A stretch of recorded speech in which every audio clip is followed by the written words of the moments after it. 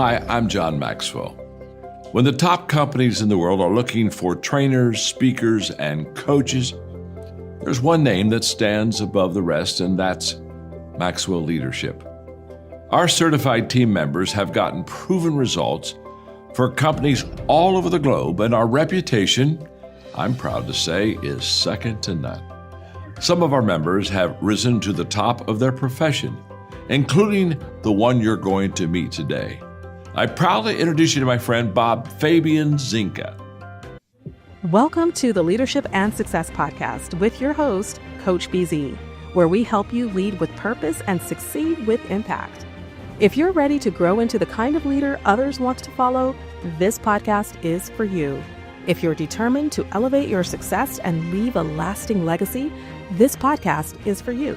As my mentor, Dr. John C. Maxwell reminds us, everything rises and falls on leadership. Our goal is simple: to inspire you, challenge you, and equip you with insights that can transform the trajectory of your leadership journey. Welcome aboard to another episode of the Leadership and Success Podcast with Coach B.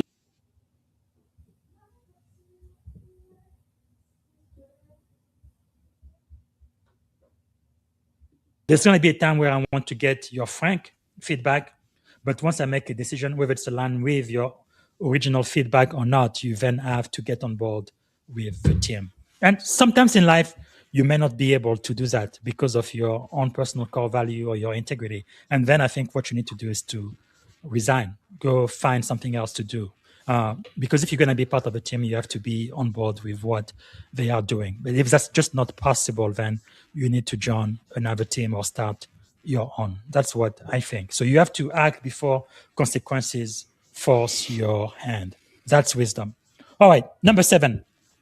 This is going to be the last one that I found from Proverbs chapter 1. Wisdom produces security, not fear. Okay? Wisdom produces security, not fear. Proverbs chapter 1, verse 33. Let's read that. That's the very last verse of the first chapter. But whoever listens to me will live in safety and be at ease without fear of harm. That's what wisdom says. The end goal of wise leadership is psychological safety, stability, trust. When leaders listen well and lead ethically, people flourish and fear loses its grip. So, application, you have to create an environment where people feel safe to speak, psychological safety. People should not be afraid to tell you what they really truly think.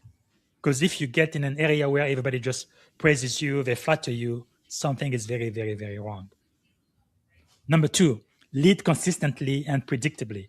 Your people need to know that, okay, you are a fair person. I'm going to be talking with one of the number one mentorship gurus really in America today, Janet Fan. She is going to be here later this year. So I'm really looking forward to that because I do believe that mentorship is a master key to success.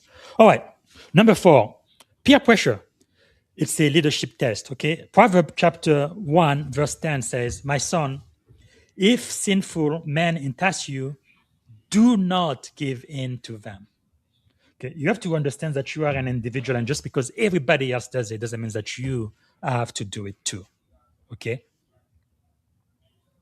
Leadership often fails quietly through small compromises made for acceptance, speed, convenience, right? Peer pressure. And this verse, Proverbs chapter 1, verse 10, reminds us that leaders' integrity is tested socially, not just strategically, right? So what are the applications? You have to resist groupthink, speak up when silence is easier, and then model courage when values are challenged. Resisting groupthink, I think, is important. That's why you need diverse teams. Diverse teams have always been much more performing than teams of people who think alike. That's why I really love diversity. All type of diversity, not just gender, not just race, but the way they think, the school they go to. For example, in Silicon Valley, there are a few companies where they only hire people from a specific school. Let's say only from Berkeley or from Stanford. They don't hire anybody else. And mostly they're like 90+% white male, for example. So they all have the same type of background. They went to the same type of school. They all think the same way. And that's really, really bad for your blind spot. What you need is a lot of diversity. So you get people with different life experiences who can really speak into you and help you see what you may not see, right? Put some light on your blind spot. And you also want to create. All right, number 6, ignoring wisdom has consequences. Proverbs chapter 1, 24, 25, and 26. It says, but since you refuse to listen, I in turn will laugh when disaster strikes you. So wisdom is patient, but it's not passive. Leaders who repeatedly ignore warnings, data, or dissent, they eventually will face a crisis. Most leadership failures are predictable. It doesn't happen suddenly. It's something that you do every day. Mike Murdoch, another one of my mentors, he says, your success is found in your daily routine. If you have a problem, don't talk to me about your problem. Talk to me about what you do every day, and I will be able to tell you what is causing your problem. It is what you do. It's like a seed that you are planting into your future. Again, for those who are watching, if you have any insight, let me know. Let us know where you are coming from, what city, what state, and what you are grateful for today. All right. Thank you for this edition of the Leadership and Success Podcast. So all of last month, January 1 through 31st, we had a very special edition of the Leadership and Success Podcast. We went through the entire book of Proverbs, one chapter a day. And we finished it yesterday with Proverbs chapter 31. That was our grand finale. So today what we are going to do until the end of the month, the 28th, and then March 1, 2, and 3, we are going to have an AI recap for those. So I'm going to be showing you some highlights of the episode, like the first 3 highlights I just played. That's from season 31, episode 1.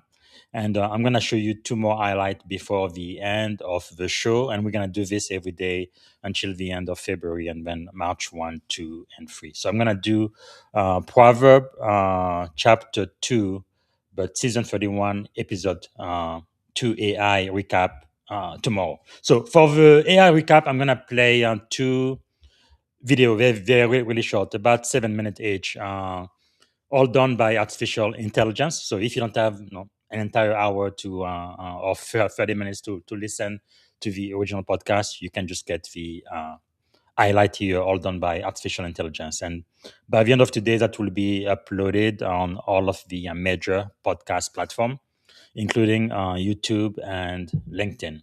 All right, so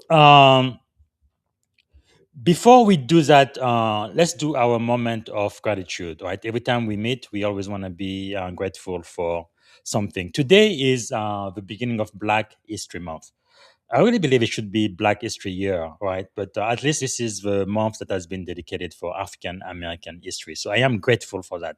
Today, I am grateful for all of the progress, all of the achievement, and all of the effort and the values that African American have brought to the U.S. Because I really do believe that African American history, right, is American history. So before I play the AI recap, let's watch for just a minute a video. I believe it's by our former president, Barack Obama. He's going to tell us about Black History Month. Again, I am grateful for that. So let me know in the chat, where are you joining us from? What city, what state, and what you are grateful for. So let's play this quick video about Black History Month.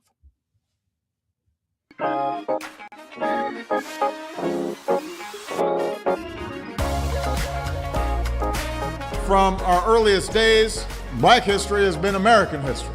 We're the slaves who carried the stone to build this White House, the soldiers who fought for our nation's independence. African American culture has profoundly shaped American culture in music, in art, literature, in sports. Through dance, they have told the stories of who we were, who we are, and who we can be. Still dancing at 106. And during Black History Month, that's really what we celebrate. We celebrate the people who have shaped our heritage, We remember those who struggled for our rights and our freedoms, and we reflect on how far we've come and how much farther we have to go. 1 month a year is not sufficient to celebrate the power of a movement. That's something that we have to do, each and every one of us, every day, living up to their example, then handing it on to our children and our children's children.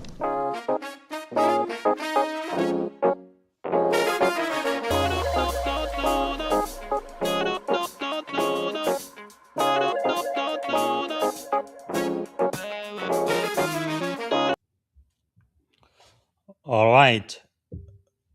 We are going to celebrate, we are going to reflect, and we are going to connect. So, every day I will be celebrating Black History Month. So, again, that is because Black History Month is Black history matters. No, it should matter to every American leader because Black history is American history. Right? Black futures are American futures today, tomorrow, and always. Right? There is so much to honor this month, and there is absolutely nothing that will erase that. So for today, February 1st, right? Something happened here in history. On February 1st, 1965, that's when Reverend Dr. King and hundreds of voting rights activists were arrested in Selma. So on February 1st, 1965, Martin Luther King led more than 250 peaceful activists to the Dallas County Courthouse to register to vote. And every participant was arrested and charged with parading without a permit. So we do want to remember that. And Dr. King said, no, this is Selma, Alabama. And I used to live in Tuscaloosa, Alabama, not too far from there, maybe an hour and a half drive. There are more Negroes in jail with me than there are on the voting rolls. What a long way we've come for. Now, I also want to celebrate I call it profile in courage, but in the U.S. military, because the truth is, Blacks have been part of the U.S. military from very, very, very beginning, since the Independence War, right, 1776. So the very first casualty of the Civil War was an African American too, in April 1861. As the nation really stood on the brink of civil war, an African American man, Nicholas Biddle, stepped forward to serve, and he was the very first person to be the casualty of civil war, Nick Biddle. So let's remember that. So tomorrow when I come back, we are going to celebrate or remember something that happened in Black history on February the 2nd, and I will have another profile in courage. And it's going to be in the military because, no, as you know, I am in the U.S. Navy, so I want to make sure we remember all of the effort and the value and the tremendous work that African American have really added to our nation's security, again, from the very, very beginning. All right, so let's get back into Proverbs chapter 1. This is episode AI recap because I'm going to have artificial intelligence give you a 10-minute recap of the, I think it was 45 minutes initial episode we did on January 1st, 2026. So let's start with the first recap. It's about 7 minutes, and I will be back right after that. You know, in a world that is just obsessed with speed, with data, with the next big disruption, what if the most powerful leadership tool wasn't some new app, but a 3,000-year-old field manual? Today we're going to dig into some ancient wisdom that has, believe it or not, stunning relevance for any leader trying to navigate today's challenges. So let's get into it. It's the question that probably keeps a lot of us up at night, right? We see it all the time, in business, in tech, even in the military. You've got these brilliant, super talented leaders who just suddenly hit a wall. Well, the source material we're looking at today says the reason they fail isn't what you'd think. So here's the paradox at the heart of modern leadership.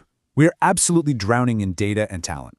We have more tools, more metrics, more everything than ever before. And yet, the failures keep happening. The argument here is that the missing ingredients, they're not new, they're ancient. Things like wisdom, discernment, and moral courage. Okay, so where do we find these missing pieces? Well, the source for this explainer points to a pretty surprising place, the ancient book of Proverbs. Now, for our purposes, we're not treating this as a religious text. We're looking at it the way the source does, as a practical ancient leadership field manual, just packed with direct, actionable insights on how people think, decide, and ultimately lead. The journey, it turns out, doesn't start with managing other people. It starts with managing yourself. The argument in Proverbs is pretty clear. Before you can lead out there in the world, you have to build an unshakable foundation on the inside. And the absolute starting point for all of this? It's something the source calls teachable humility. It's this core understanding that the moment you think you've arrived, that you know it all, that is the single most dangerous moment in your entire career. Your rank, your title, none of it replaces simple curiosity. And I want you to notice the wording here. The text doesn't say, let the new guy listen, or let the intern listen. It says, let the wise listen.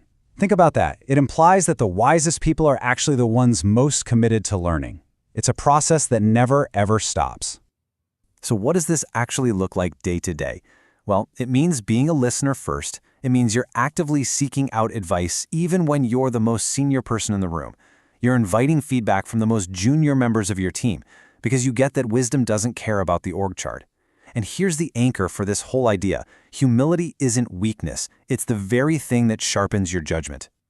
Okay, now this verse right here is pretty much the cornerstone of the entire book. And I know that word fear can be a little jarring to our modern ears, but in a leadership context, it has a really specific and powerful meaning.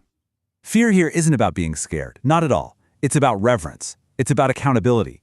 It's this deep moral awareness that your authority isn't your own personal property. It's a stewardship. It's borrowed trust. And without that reverence, leadership just drifts into ego, entitlement, and ethical shortcuts. At the end of the day, it's what keeps a leader grounded.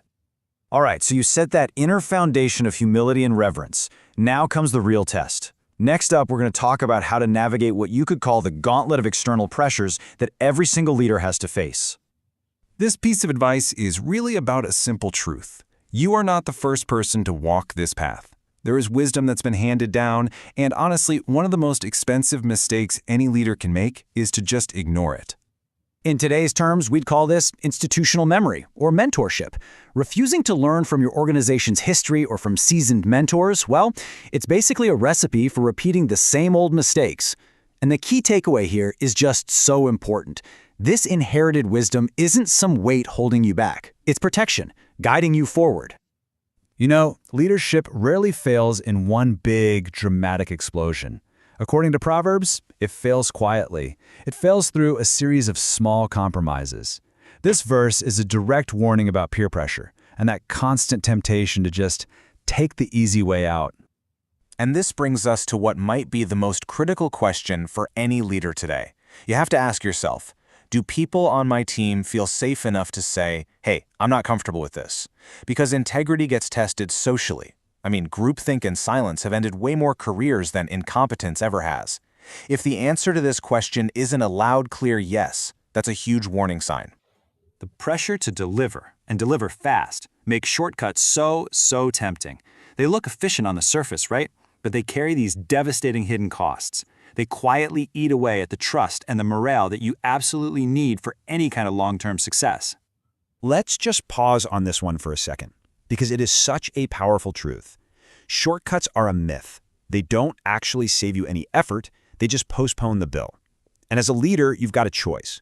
You can either pay that price up front in discipline, or you will pay a much higher price later in broken trust. So all of these choices, humility or arrogance, integrity or compromise, they eventually lead you down one of two very different roads. And this brings us to the payoff.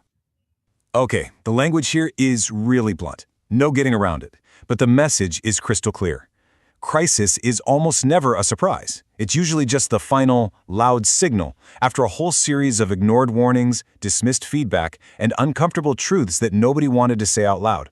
Wisdom gives us signs, and there are real consequences for ignoring them. And you can see the two outcomes laid out right here. The contrast couldn't be more stark. One path just erodes trust and it ends in crisis. The other builds psychological safety, and the result is stability. It's simple. Fear fractures teams, but wisdom is what steadies them. The choice is yours. And this, right here, is the ultimate goal. The real end result of wise leadership isn't just about better performance or hitting your metrics.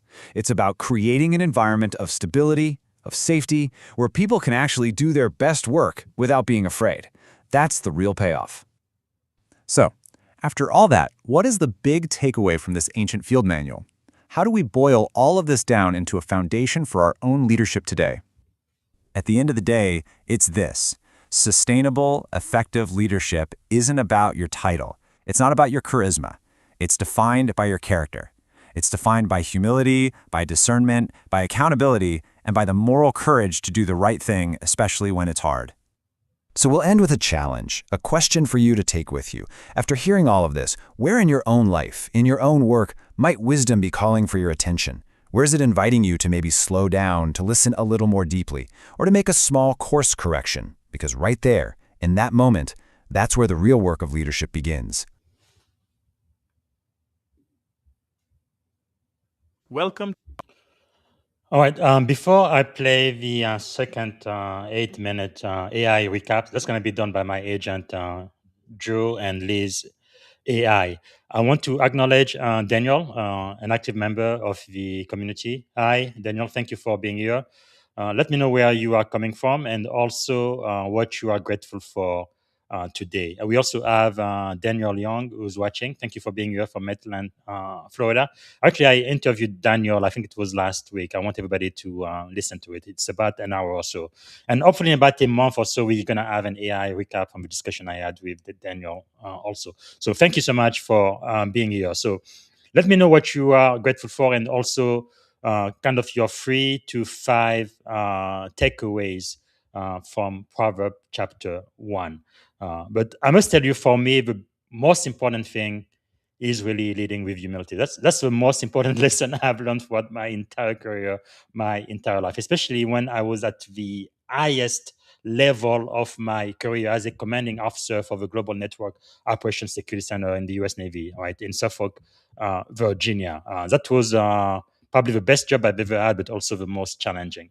But what I really learned for the almost 3 years that I was a skipper, commanding officer there, is I have to lead with humility because I don't know everything and we need one another. I need my team and I need to learn from them, right? I need to be able to listen to what they say, consider that before I make the final decision as the boss, because the buck does stop with me, but I cannot lead alone. I need a team. I need to listen and I need to work with them. That's really my number one highlight. So let me know what your number one highlight is. So now let's listen to Joe and Liz AI. They're gonna break down in about 8 minutes what we talked about on January 1st about Proverbs chapter 1. Podcast session, diving into a blend of ancient wisdom and modern leadership insights from Proverbs chapter 1. I'm excited. It's fascinating how these timeless insights remain so relevant today. Absolutely. You know, at its core, this chapter teaches that leadership begins with teachable humility. The idea is simple but powerful. No matter your rank, always remain a curious listener. That's key. Right. It really emphasizes that no matter how accomplished you are, you should continually seek guidance, even from someone with less seniority. Exactly. And we've seen this in many organizations. When leaders open up to feedback, innovation thrives. It reminds me of that saying, you can learn something from everyone, even junior team members. It's Yeah. like wisdom doesn't care about hierarchy. And it makes me wonder, do you think there's ever a risk of being too humble? Like, could it ever be perceived as indecisiveness? That's a great point. I mean, humility here isn't about self-doubt. It's about being open to learning. When a leader says, I might be wrong, it actually sharpens judgment rather than weakens authority. Right. It's like strengthening the foundation of decision-making. Yep, and speaking of foundations, another key lesson is about reverence, or rather, moral accountability. Essentially remembering that authority is stewardship, not entitlement. Exactly. Proverbs reminds us that the fear of the Lord is the beginning of knowledge, and that fear means a deep sense of respect and accountability, not Yep. terror. It's about leading with a clear moral compass. And it's interesting how that ties back to ethical leadership. Without that reverence, leaders risk slipping into ego manipulation or unethical shortcuts. Right on. That brings us to the next point. Heed wise counsel early. Proverbs champions intergenerational wisdom. Leaders are encouraged to listen to, the insights and teachings passed down, almost like tapping into an invaluable institutional memory. Definitely a crucial reminder in any era. Sure, because ignoring the wisdom of those before you can lead to repeating past mistakes, right? Absolutely. Think about it. Whether in military strategy or tech innovations, ignoring the lessons from history is playing with fire. Exactly. It's like reinventing the wheel only to have it fall apart later. And then there's the point about peer pressure being a leadership test. How do you see that playing out in our current environment? Well, it's fascinating because leadership failures often occur not from grand mistakes, but through small compromises under pressure. Being surrounded by conformity can gradually erode integrity, like a slow drip that eventually wears down the strongest metal. I agree. It's those small moments where saying I'm not comfortable can make all the difference. But if I may challenge a bit, isn't there a risk that too much challenge to group norms might slow down progress? That's a really fair critique. I think the idea here is to balance the courage to dissent with a commitment to constructive dialogue, not just to disrupt for the sake of it. It's Right. about building a culture where ethical courage is valued over blind consensus. That makes a lot of sense. Moving on, another lesson is about those shortcuts which carry hidden costs. It's a timely reminder that unethical quick fixes can erode trust and legitimacy over time. Exactly. It's like, taking the easy way out now that might seem efficient, but later you'll pay in terms of morale and long-term performance. It's a trade-off that rarely pays off. For sure. It stresses that leadership is not just about what gets done, but how it gets done, with integrity, right? Absolutely. And then there's a sobering point about the consequences of ignoring wisdom. The text warns that dismissing early advice can lead to disaster. Yeah. It's like those small ignored signals that eventually lead to major failures. That part really drives home the importance of early warning signs in leadership. It's like, if you don't pay attention, the crisis eventually shouts back at you. Precisely. The message is clear. Listen to available insights before it's too late. It's a call to act before consequences force your hand. And finally, the chapter wraps up with a powerful assertion that wisdom produces security, not fear. When leaders integrate these lessons, they create environments where psychological safety and trust thrive. Right. It's not about control for its own sake, but about building a secure, trusting environment where people flourish, where innovation and open communication replace fear and uncertainty. It's almost poetic how these ancient words can shape modern leadership practices so effectively. It really is. And it's relevant whether you're in military operations, cybersecurity, or corporate leadership. It just goes to show that human nature remains largely the same. We all benefit when leaders listen well and lead with clarity. Timeless indeed. I'm intrigued by how these lessons encourage us to continuously mentor and be mentored, a two-way street in leadership. Yes. It stresses that leadership is a shared journey. Even the most experienced leader should create spaces for feedback and growth. It's like a constant cycle: lead, listen, learn, and then lead again with renewed insight. Right. Cultivating that environment is key. Now, something that really stood out to me was the coaching prompts sprinkled throughout these lessons. They challenge leaders to ask themselves tough but necessary questions, like how to ensure even the quiet voices are heard. Absolutely. Those reflective questions are the secret sauce. They serve as accountability checks, ensuring that leaders don't just preach wisdom, but practice it actively.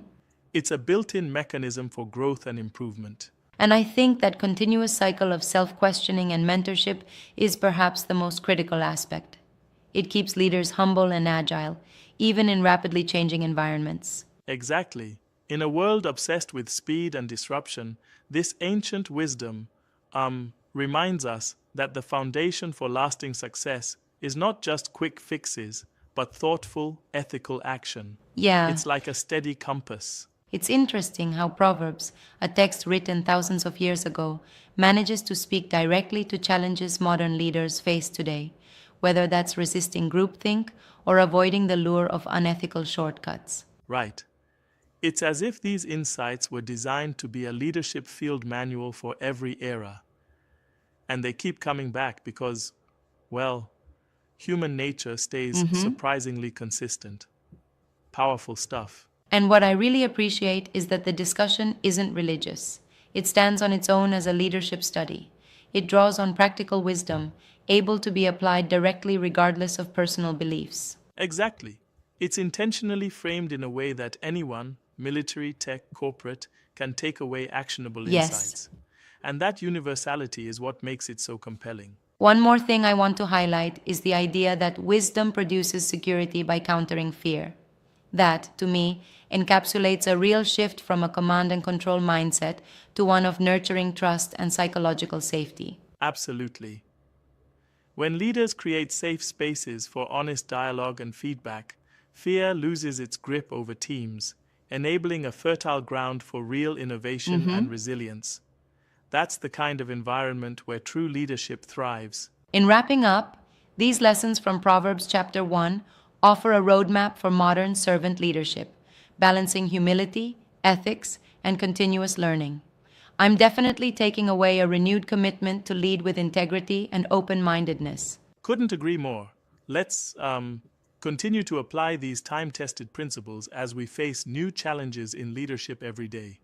Thanks for this insightful conversation. Cheers to that. And here's to leading wisely, across generations and industries. All right, so let me know what are your 3 to 5 takeaway. And also, Daniel, I sent you a link to log into the podcast if you want to. You don't have to. I don't want to put any pressure on you. But if you want to come on for like a couple of minutes, just share your highlights. That would be great. So we've got Daniel here. He says, first highlight, humility and stewardship. Authority isn't a trophy, it's the soul test of leadership. I like that. It ensures our foundation is built on veritas, truth written thousands of years ago.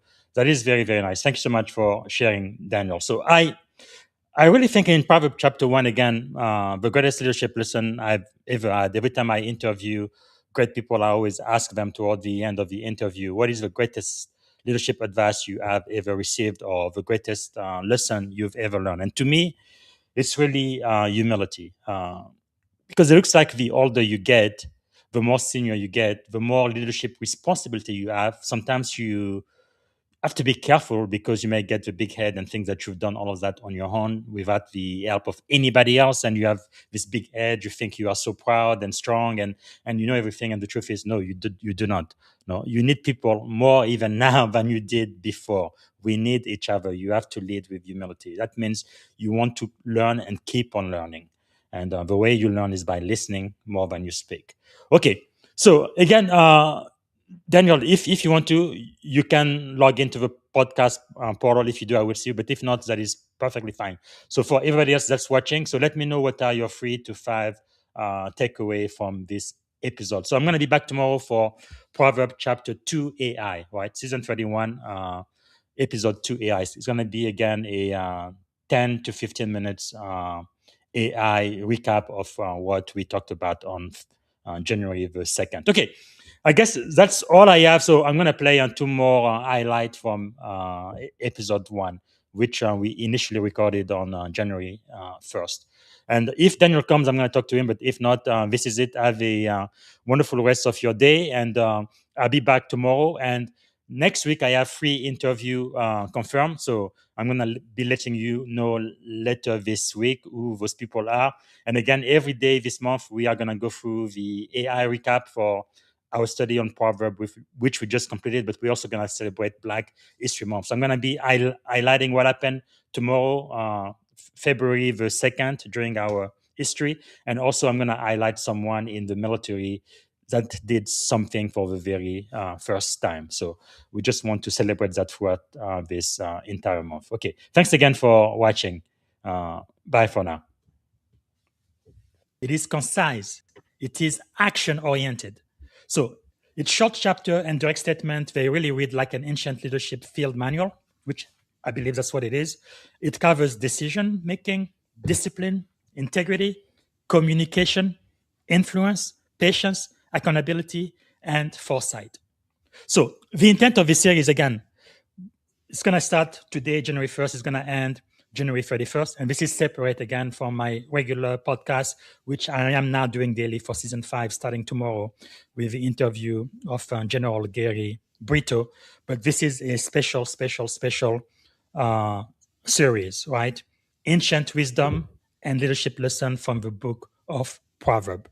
So throughout January 1st to January 31st, I will be sharing a daily leadership reflection, studying one chapter per day, moving sequentially through all 31 chapters by the end of the month. So we start today with Proverbs chapter 1, and by the end of the month, January 31st, we are going to read Proverbs chapter 31st, and that's going to...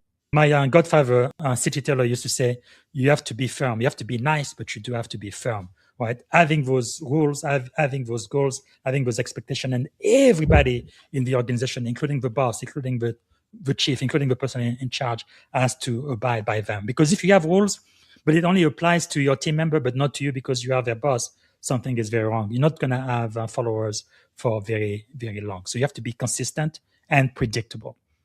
Yes is yes and no is no. And then number 3, build trust as a strategic asset. Trust.